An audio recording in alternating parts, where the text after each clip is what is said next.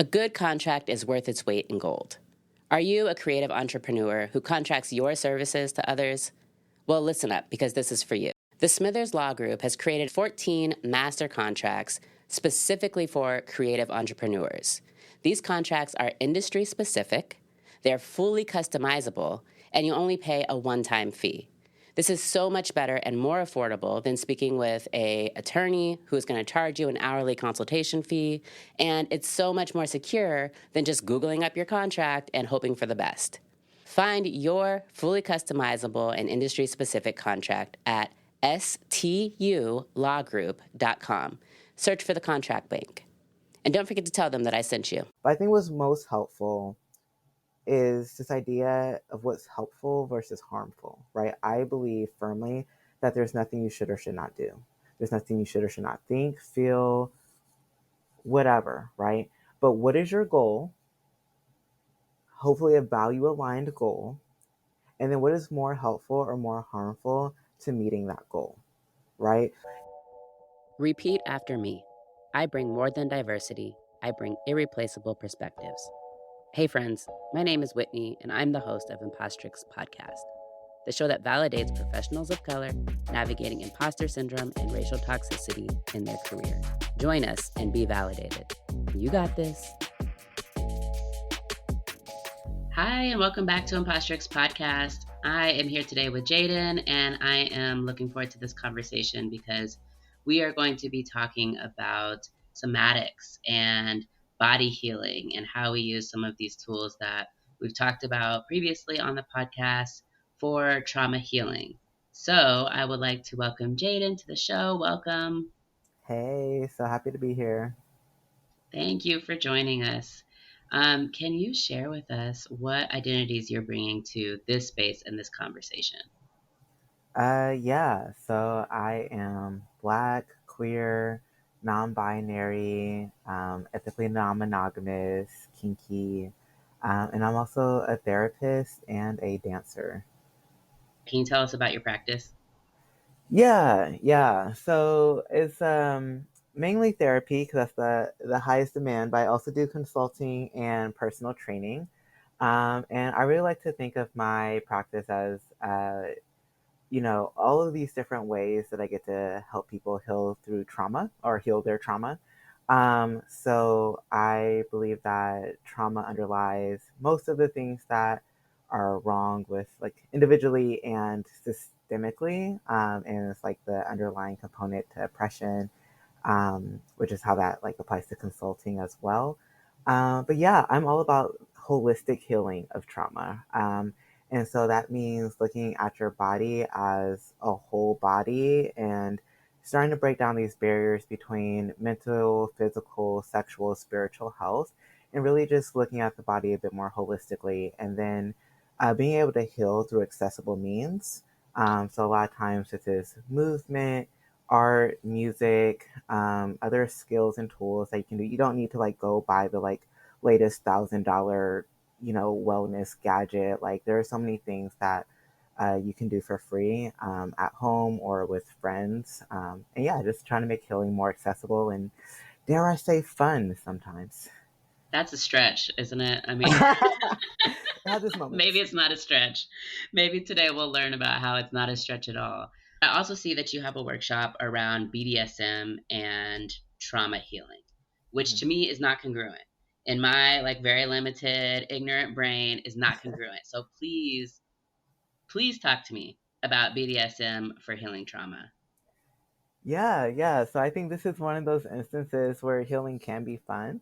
When we're looking at like healing practices and whatnot, and doing it holistically, um, these are things that ideally would apply to all areas of your life, right? So if you want to work on your communication skills, you can work on it in therapy, you can work on them in the work setting, you can work on them with your friends, you can work on them in a BDSM kink party, right? The skill is effective communication. And if it's an effective skill, then it should be applicable in many, like you would have the understanding of when to use different types of skills in different settings. So one of the like some of the main principles in BDSM are direct communication, consent, um, being bodily aware of what's going on, and exchanging power and control with another individual. And with trauma specifically, there's often been some sort of violation or rupture with um, power, your relationship with power or control. There was maybe an inability to consent, and it's definitely a relational thing. And so all of these things are can be addressed in a BDSM setting, right? So there's ways that you can do it as just like practicing of like, how do I practice saying no? How do I practice negotiating? How do I practice saying, oh, I'm starting to reach my limit of being hit with this paddle, and I'm bodily aware enough to know that, and I'm going to communicate it, not necessarily verbally, but in all these other ways that we can communicate it that we have pre-negotiated, like before we started our scene. And then, one of the really intense kind of most exciting ways to me of how to heal trauma with BDSM is this idea of reenactment. So in trauma healing, there's essentially the principle is we will keep trauma is stuck energy in our body. So because that energy gets stuck, our body keeps putting us in similar situations until we do something different, right? Cycles of abuse, et cetera, et cetera. Um, so if you had a situation where you did not have control and that caused trauma, you can then negotiate a role play of a very similar situation, but where you are able to have control and you are able to act out what you wanted to do in the past. And your body is like, I can release that because now we've done something different. So lots of different ways that BDSM can be used for healing, all very exciting and really fun. Wow. So surprisingly to me, maybe to nobody else, but surprisingly to me, this makes a lot of sense. Um, I mean, when you were talking about essentially what I heard was using BDSM as a way to practice maybe some of the skill sets Mhm. that somebody is looking to develop in this, what should be fun environment. That's just another way of using this skill set of practicing of building these muscles. And I'm thinking about just in all the other areas that we go to practice things like setting boundaries, saying no, having good communication, like in talk therapy, where maybe we are role playing in therapy around what is the thing that I'm going to say at work today to set the boundary with the person, Yeah. and, yeah, it's much more mainstream in today's society to just like go to talk therapy or to talk to a friend about that. And I love being stretched in this way to think about the other places. And I imagine, so I know you also do personal training. Does that come up in personal training as well? Yeah. I mean, all of this is when we're talking about growth in general, um, physical, mental, sexual, whatever, like it's about creating just enough distress, pushing your body just enough, getting uncomfortable enough, and then resting enough to have that discomfort turn into resilience, right? Mm. So if we push too hard, then it turns into injury or trauma, right? But with so in a personal training setting, it's again teaching uh, this stress tolerance. How do you tolerate things being uncomfortable? People get to practice saying, "This just doesn't feel good for my body." Right. And it's not because I just don't want to, or like I'm making excuses, like I'm checking in with my body. Um, and I can say, like, this doesn't feel good. Right. Or it's at least in a yellow zone. Like, I'm not sure about this. Like, we need to be slow. And it's that active communication, learning to listen to your body, and doing what's best for us. Some people just want to go to the gym. It's like, I'm going to get so fit. I want to work out 6 days a week. And then they injure themselves, right? And like, that's not helpful. What goal did you just meet, you know? Yeah. I am writing down notes because this is making me think about a lot of things. And one of the things that you mentioned was that we can push too hard, and that's not going to be helpful. So, whether it's BDSM or some other way that we are addressing and trying to heal from our trauma, what are ways that we can identify when maybe we are pushing too hard? Like when we need to stop, collect ourselves, when we need to go talk to somebody or go drink tea or go garden or whatever we need to do for self-care, to maybe bring us back a little bit to safety if we're feeling like we're no longer safe.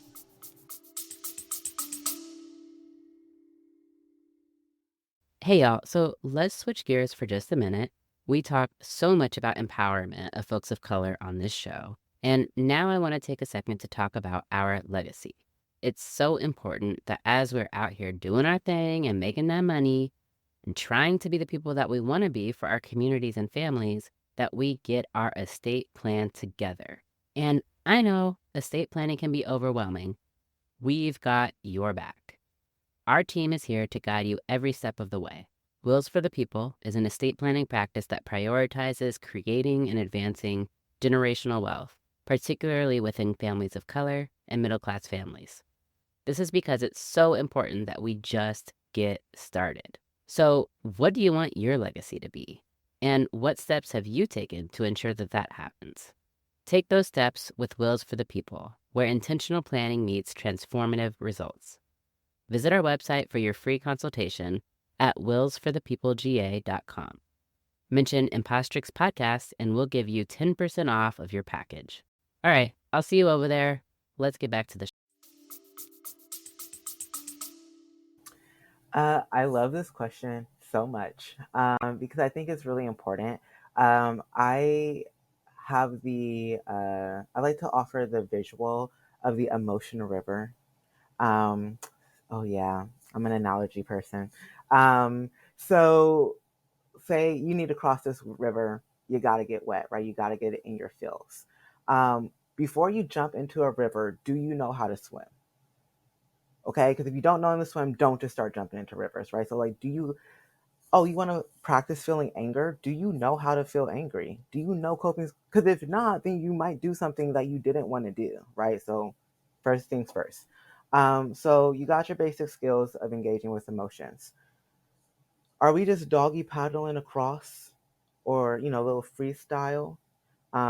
That's usually all you need to do. Trauma processing, I like to describe as a nice underwater swim. Takes a little bit more skill, some more strength. You're like completely submerged, a little bit more exhausted when you come out. But what you don't need to do is cannonball into the bottom of the river, and then you get swept up in a current and you're like brushing up against rocks and little fishies are biting you, whatever, and you're lost. Like, that's not helpful. And so a lot of times this is going to look like your eating, your sleeping is impaired, you might be having panic attacks, you're more irritable, your mood is tanking. It just feels harder to do things, the executive functioning is going down.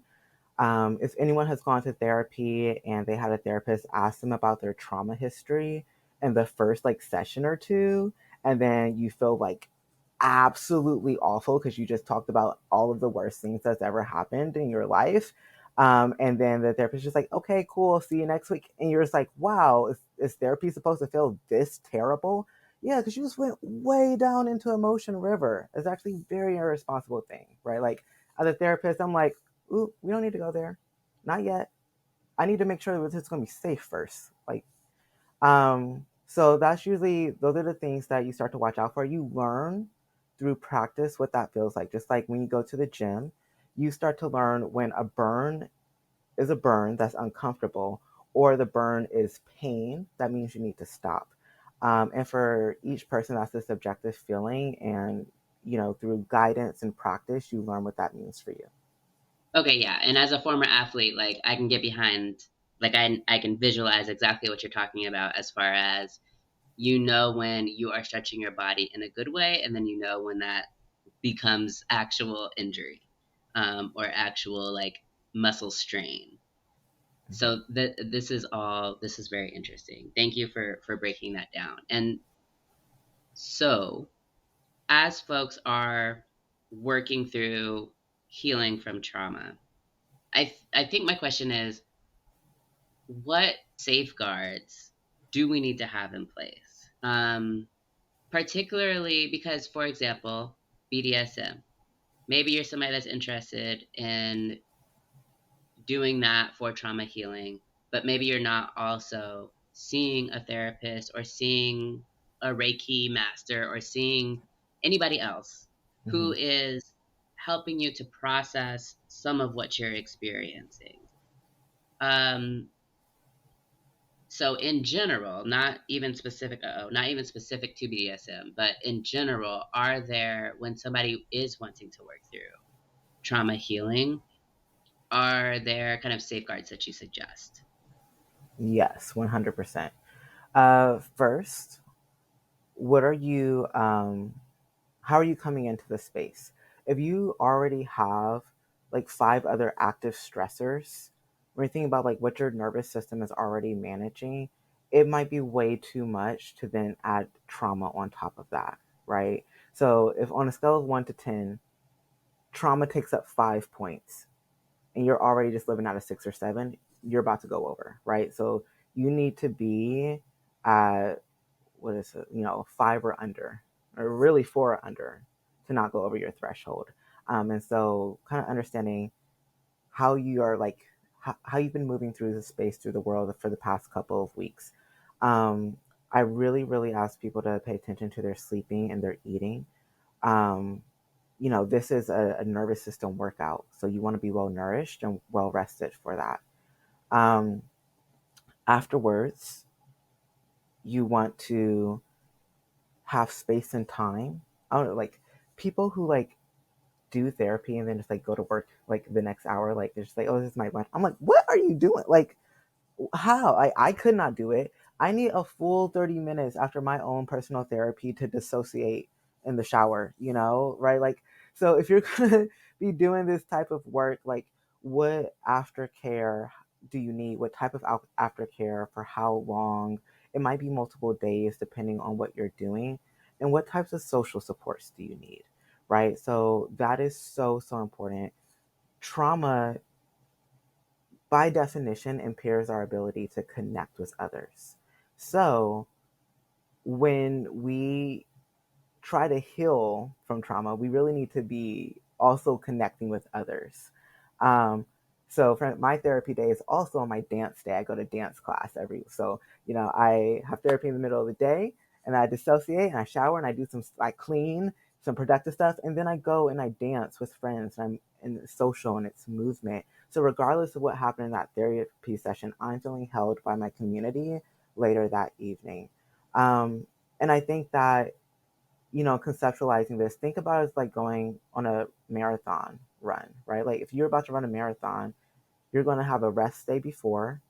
You're going to make sure you carb load it, right? You stretch properly. You are not, no one's going to expect you to do anything. You're not even walking to the car afterwards. Someone's giving you a piggyback ride to that car because you just ran 26.2 miles, right? Like nothing for the rest of the week. And we can understand that in physical fitness, and it's applying the same thing to mental health wellness because we're working the same things, right? The energies in our muscles, we're working our nervous system. It's just as important to have that level of intentionality with mental recovery. You said carbo load, and it took me right back to high school. And I'm thinking to myself, like, do grown people carbo load? Like, can we eat carbs like that? But maybe Yes. when you're exercising, when you're No. Oh my gosh. exercising at high Everyone, levels. please eat more carbs. JK, I'm not a dietitian. That's not medical advice. But like 80% of your like brain nutrition comes from carbs, like brain and nervous system nutrition. When you are feeling gassed out, most of the time we need carbs. Now, does that mean just like only eat cookies all the time? Probably not. But like it's a large category. Um, and for my people who like to work out and they're like, I want to have all the protein and get, build whatever. Did you know that if you don't eat enough carbs, your body just turns the protein that you ate into carbs? So you're not even actually adding protein into your diet because your body's spending all that energy turning it back into carbs. So if you're working out mentally or physically, please eat more carbs. Yes, you heard it here on Imposterix Podcast. Go eat that bagel. Go have Yes. that pasta and that potato with all the good things in it. Yes. Mm-hmm. Okay, so you had mentioned, and I think this is a good segue because you had mentioned trauma impairs our ability to connect with others, Mm-hmm. which is certainly my experience. And then you've also mentioned healing from trauma. When you're healing from trauma, there's space to heal in community, Mm-hmm. is basically what I heard. You said it a little bit differently. Um, for me, that is how I heal. I may be doing some work in therapy or on a one on one basis with somebody, but it's once I am processing that with my loved ones, with people that I am trusting, with people who know my experience, who know my story, who know what I'm dealing with. And when I'm getting feedback and just sharing in this discovery is when I really feel like whatever it is that I've learned or whatever skill or whatever the thing is, whatever healing I've done is really internalized for me. Mm-hmm. And one of the reasons why I keep having conversations about trauma healing on this podcast is because we know that people of color are experiencing such high rates of trauma for many different reasons, including things like generational trauma, including PTSD from experiences that we may have had in our own lives having to do with race or racism, including experiences in the workplace. And this podcast is specifically about workplace, but the complexity of our trauma collectively is so deep and can feel so intense. And more, I'm seeing that we need places for people of color to come and talk about trauma specifically as it relates to work. Because I think historically, that hasn't really been like, that doesn't count. Mm-hmm. Like dealing with shit at work doesn't count. That's just work. That's just life. That doesn't rise to the occasion of giving somebody PTSD. But of course, we are seeing people who are literally feeling like they have no other option but to take their own life because of the toxicity that they're experiencing in their workplace. Mm-hmm. So, all that lead up to say, for you and in your perspective, how is trauma blocking us in our professional environments, in our career paths, in the ways that we're working with other people and working around other people to make this money that our society says that we need to make in order to achieve success and feel comfortable in our lives? Are you sure we don't have 12 hours to talk about this? Okay. Yeah, I think that's a really great question. Healing happens in community, like straight up. You can practice skills on your own and all that kind of stuff, but like at the end of the day, healing happens in community. It's like if you uh, ever like had a practicum, you take the class and then you go to your practicum or chemistry lab, you do the book learning and then you like have to apply it and then like memorize the freaking periodic table. That doesn't make you a chemist, right? But if you can like apply what you're learning with all the tubes and stuff. I did not do well in chemistry. I don't know why I use this one as an example, right? Clearly, Like, with tubes and stuff. But I understand you because I also did not do well in chemistry. yes, right. Like, you gotta practice those things. And so, even as a therapist, like, I'm here to, like, I'm the book knowledge for you, mostly. There are, I believe in not being a blank slate therapist, right? And like showing up as a human and relating so that more healing can be done because we are two humans relating to one another, but there's ethics, there's my license, there's limits to that, right? At the end of the day, how are we helping you get into a work environment, a friend environment that is healing for you? So why is this important?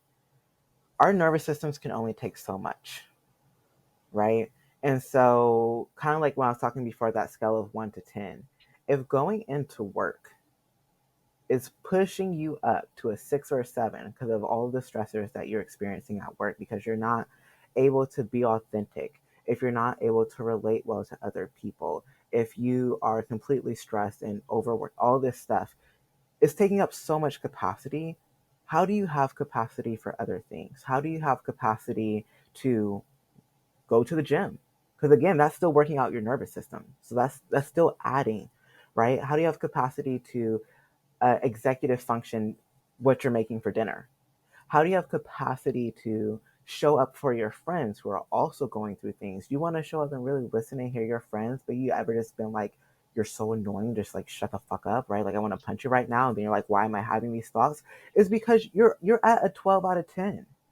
And so in that, like, we really want to reduce like those big chunks. So if work is a 6 or 7, we want to make work like only get you like 1 or 2. So you have so much space, more space for other things. And then, so there's one part of it.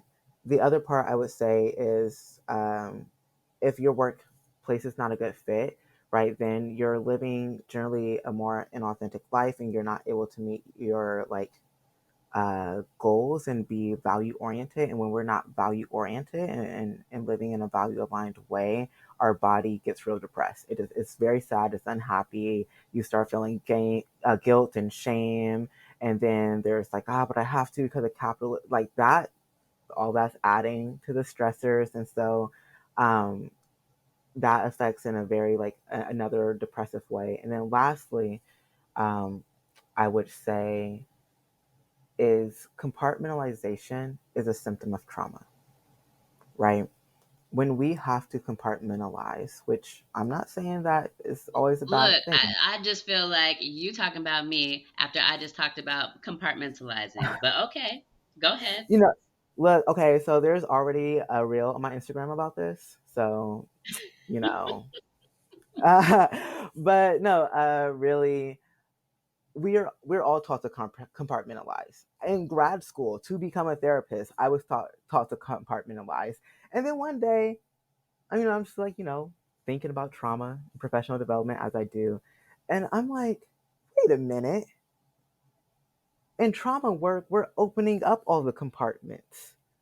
We're opening up those boxes and integrating this in our well being. So, how can I then go and tell other people to and put other things in boxes? That's just, wait, we're systematically teaching people to be traumatized, to traumatize themselves, right? And so if you have a workplace in which you cannot show up authentically, and then you are stressed out about work and you feel like you need to box that away so that you can show up for your friends, this is like a way that we daily engage with trauma and trauma coping. Now, again, I'm not saying just open up all the boxes. That's cannonballing into the emotional river.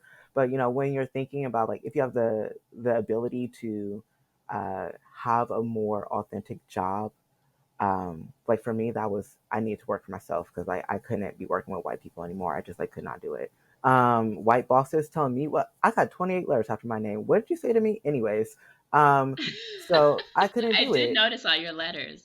It's obnoxious, I know. It's okay. Look, I was like, yeah, go Jayden. Okay. yeah. No, so like that's something I need to do for me. Like I know that's a privileged thing. So obviously, figuring out what is accessible to you, but in every area of your life, but especially work because it means so much because it's how we survive capitalism. How can you be the most authentic you? And that might mean difficult conversations with your peers, or it might be like being in a different environment. Wow.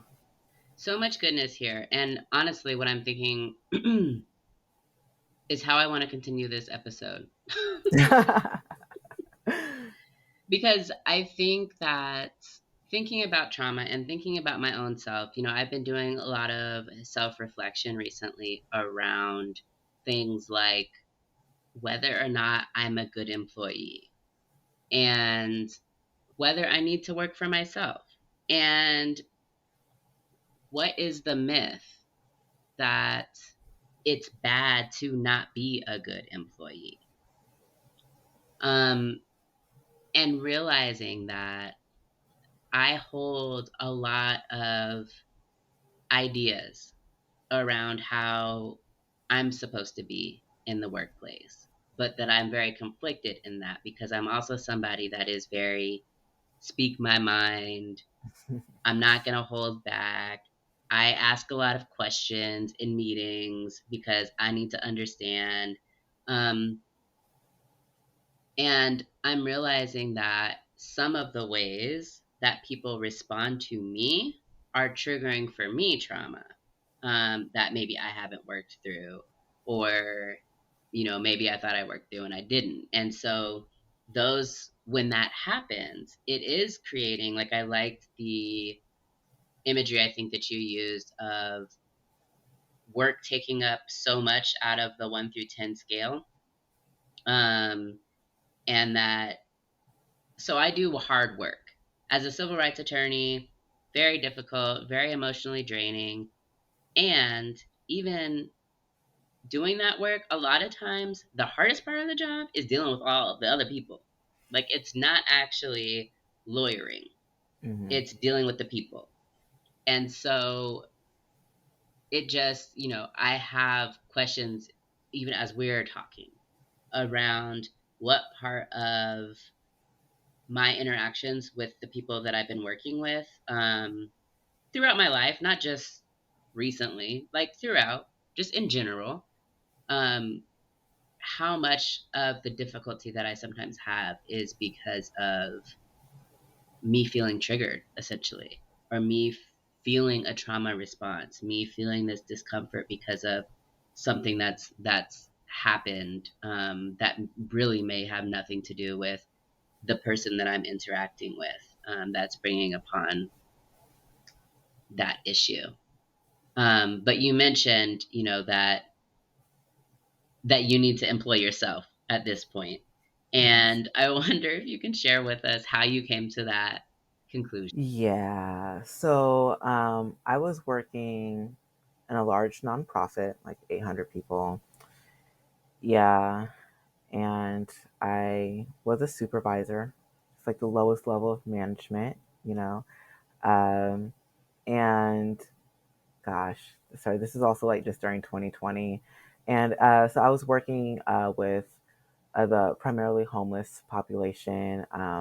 The agency specifically caters to the most vulnerable. So, really intense mental health, personality disorder, psychosis, lots of trauma, lots of substance use, lots of interacting with like criminal justice, medical, immigration system, like all of the things. Very difficult job. And obviously because of disparities, a lot of the clients were, yeah, queer and disabled and people of color. And of course, because it's social work, most of the employees were white females.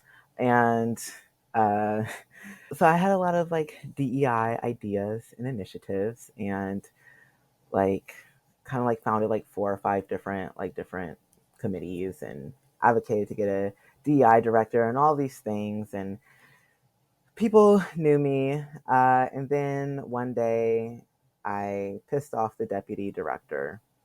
Um, and he tried to have me fired.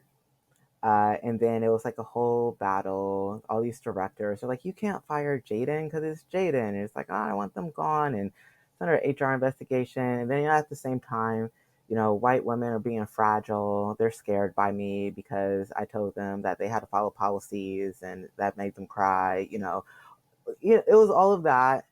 And I was like, ooh, can't do this anymore. I'm going to go to a little group practice and just do therapy.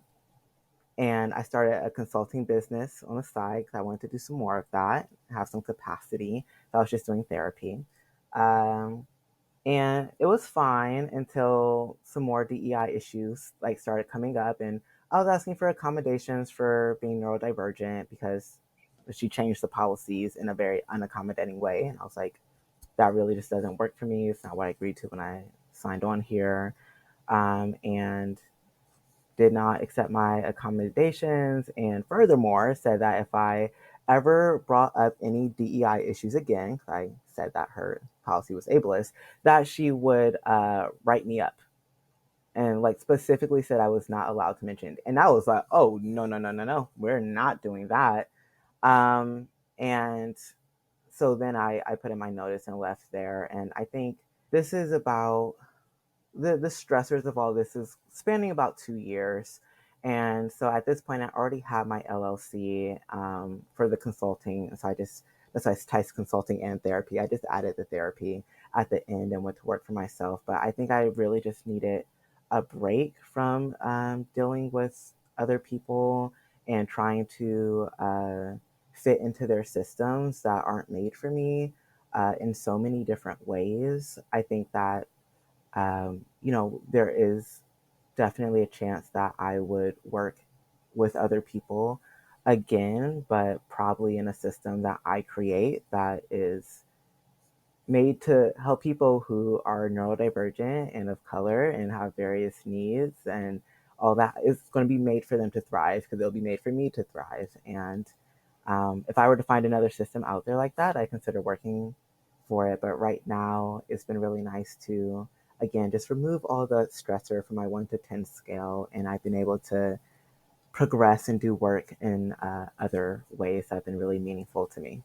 And have you experienced more like feeling a sense of more creativity or more productivity? Or, and I'm asking because I have. And I imagine I can't be the only one. Yeah, I do. I feel like I get to be very creative. I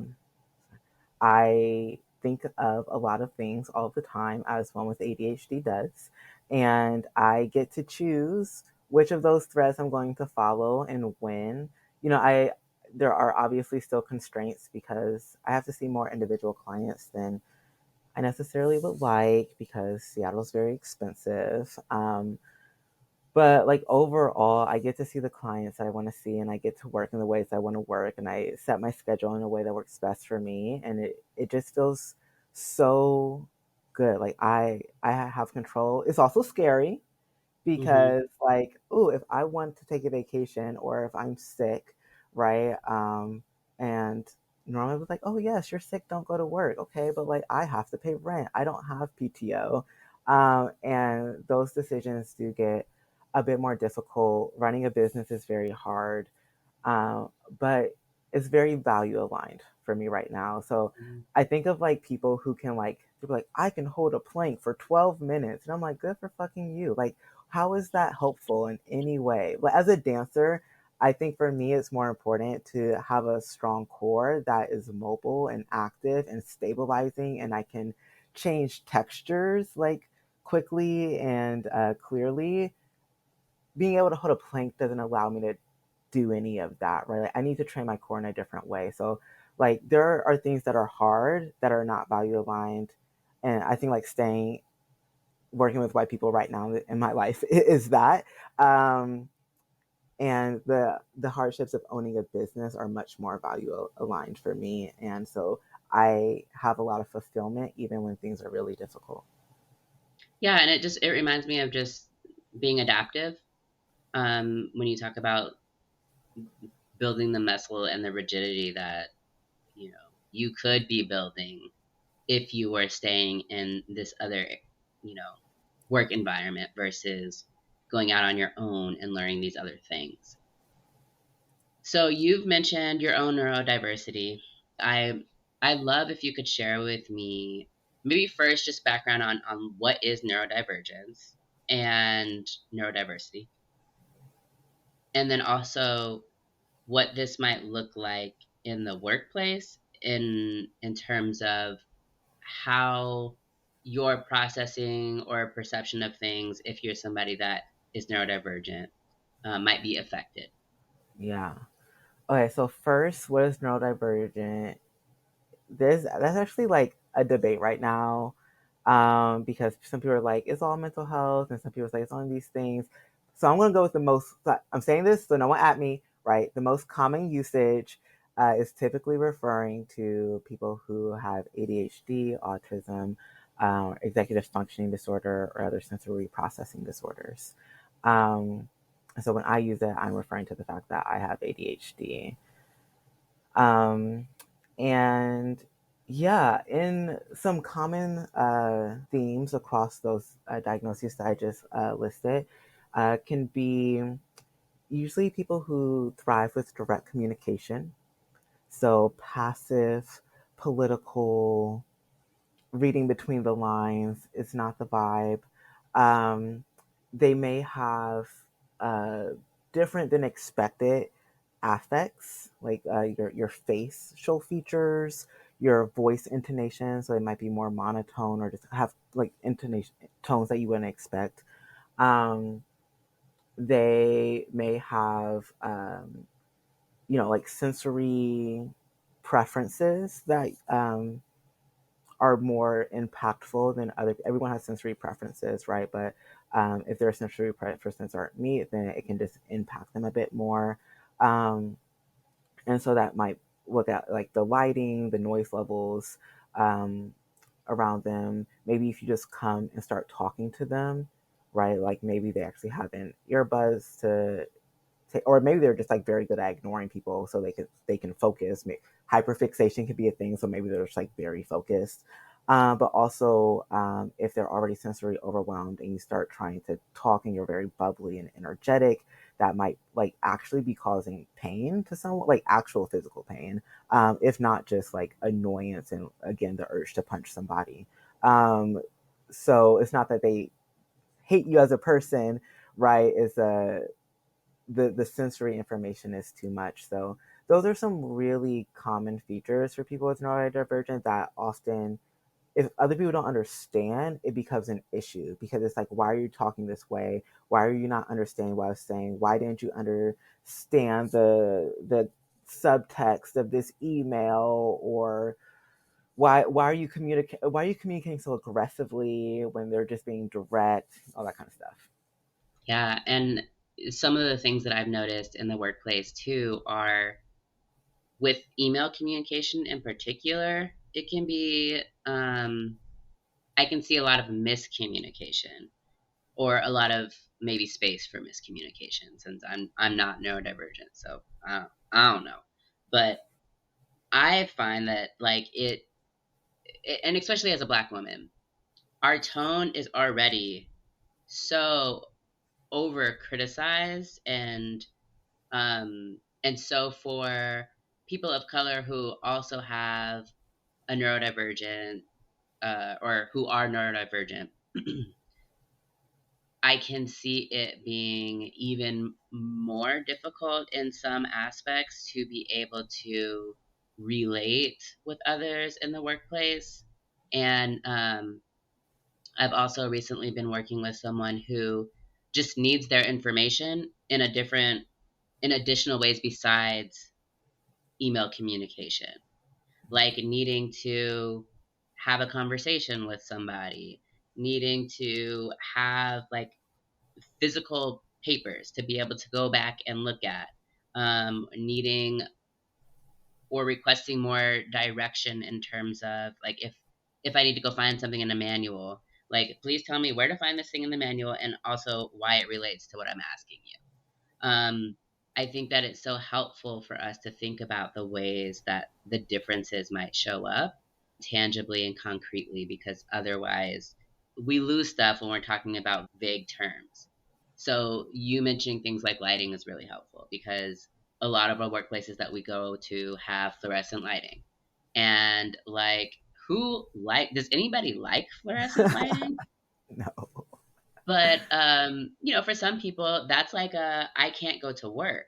I cannot work in this environment. I cannot be productive in this environment because this lighting is so harsh. And being able to accommodate when that happens, when we are working with a colleague or when we ourselves are feeling like that, being able to find the language to explain without maybe necessarily outing ourselves as somebody with neurodivergence if I don't want to do that, I think is something that we need to be working towards in our workplaces for sure. I'll also say one of the notes that I had is, as somebody that's hiring people, one of the okay, so let me back up. I know a little bit about autism. I know a little bit about ADHD. And I know that with autism in particular, it's a social emotional condition and behavioral. And so a lot of times in the workplace, we find ourselves when we're interviewing candidates, and maybe they are having a different affect than we might think, or maybe they do have a different tonation, or maybe they don't think something is funny when other people think it's funny. And one of the ways that we weed people out in the hiring process is by determining whether or not that person is a fit for the culture of that company. And so one place that I see neurodiversity, and kind of the weeding out, if you will, of people with these types of abilities is in that culture fit question of, well, that person isn't going to fit in with us. And so I don't know that we should hire them. And I think that's something that we also need to be really aware of.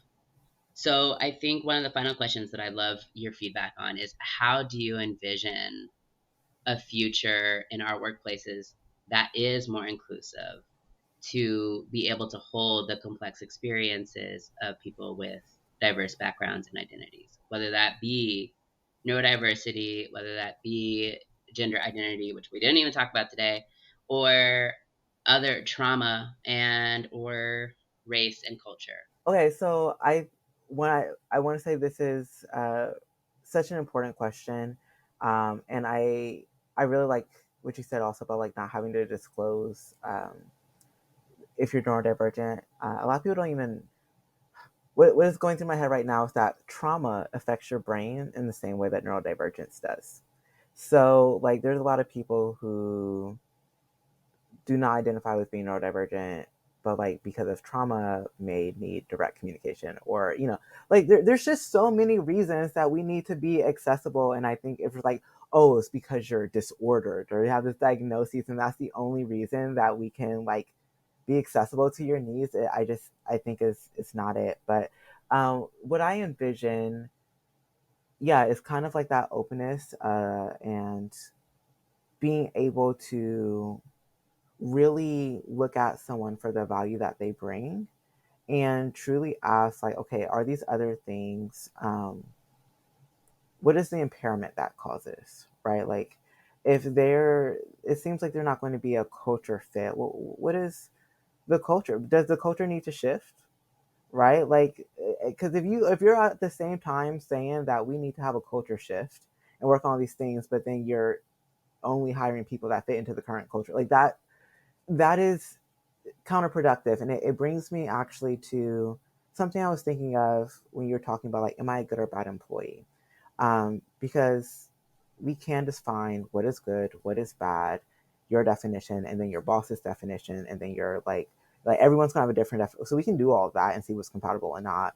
But I think what's most helpful is this idea of what's helpful versus harmful, right? I believe firmly that there's nothing you should or should not do.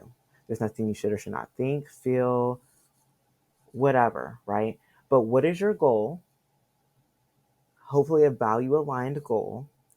And then what is more helpful or more harmful to meeting that goal, right? So if you're interviewing somebody and your goal is to keep the status quo, right? Then someone who comes in with a lot of creativity and ideas, and maybe it's not a great culture fit, it's probably going to be more harmful for your goal. But if your goal is to grow, expand, work with diverse people, to be innovative, to maybe be shifting your culture, right? Then having someone that is different than you already have in your team is going to be more helpful towards your goal. Now, all of that is completely different than how you might feel about the person, right? So in this latter example, you might feel uncomfortable, anxious, like straight like grief that you didn't get another like applicant and now you're having to decide this, and maybe some judgment that you're feeling so much resistance to this person and you can't tell if the resistance is fair or if it's some internalized oppression bias thing going on, and now it's like, am I a bad person because I have right? You can have all of those feelings, and there's a time and a place for that, and none of them actually change the answer to, is this person more helpful or harmful to my goal? And so when we start thinking more about like that versus like, I shouldn't be like oppressive, so like I need to hire people who are different. That that that's not helpful, right? So identify your goal, what's more helpful or what's more harmful. And I think that if we take that framework, then our society in general is just going to have way more intention, and people can start to opt in to the spaces that are for them. I like that framework because, to your point, it removes some of these other characteristics that, like you said, have nothing to do with, is this going to help or harm what our goal is? And for people who are hiring, a lot of times our goal has to be with the service that we're providing. Or if we work for, a company that's making all this money, it has to do more with, like, what is the actual function of the position? What is the purpose of the organization or the company? And a lot of times some of these differences that we're experiencing, or some of the accommodations that we need or whatever, aren't going to affect that Mm-hmm. that underlying thing, the reason why we are all here in the first place. And it also just makes me think, it shouldn't be that hard to make our workplaces inclusive and accepting and adaptable and flexible, um, for the people that we're working around, for ourselves. Um, and so I think that, for me, gives me something to think about in terms of, asking that question: is this hurtful or harmful for my goal, or is this helpful for my goal? And letting that be the guiding light.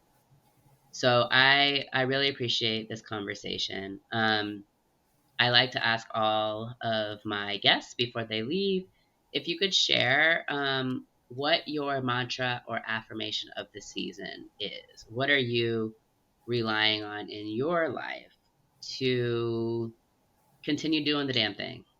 Yeah. Right now, I would say I am limitless. Um, I'm coming into my Saturn's return for my astrology folks. It is in May, and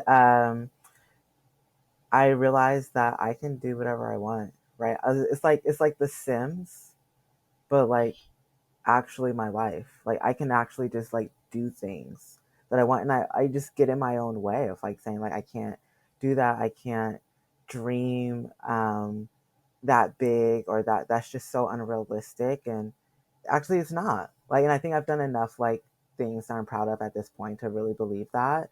Um, and so I've been allowing myself a lot of time to dream and to not discount my dreams because they're too big, right? Like I'm limitless. I can do whatever I want, and with that power and with that intention, like what do I actually want to do, and where am I going to put my energy? Thank you for that. Can you share with us where we can find you, and for folks out on the West Coast in Seattle, where they can access your services? Yeah. So very consistent. I'm TISE Consulting and Therapy, TISE.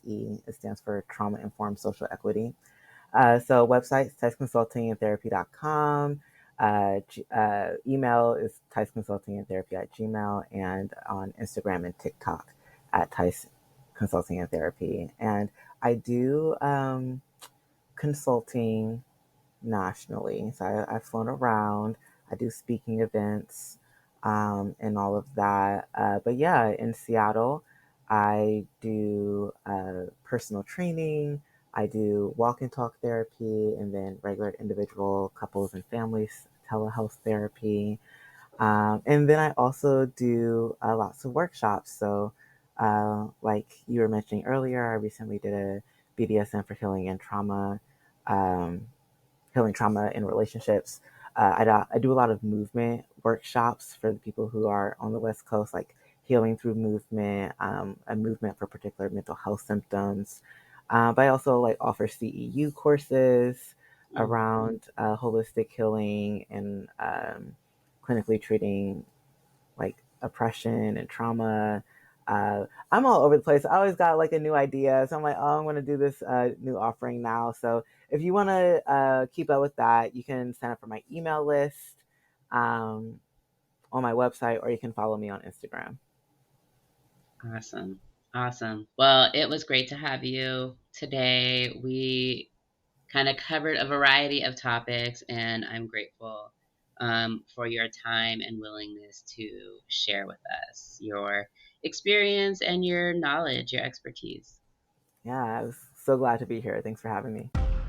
Thanks so much for joining me for this conversation. I hope that you got as much out of it as I did. Feel free to continue the conversation with us over on Facebook at the Impostrix Podcast Validating Space. We welcome all, and it's a space for us to validate each other as we work through work, race, and imposter syndrome. You can find out more about me or about the podcast at www.impostrixpodcast.com. And don't forget to follow me on Instagram at Impostrix Podcast. Until next time, be validated.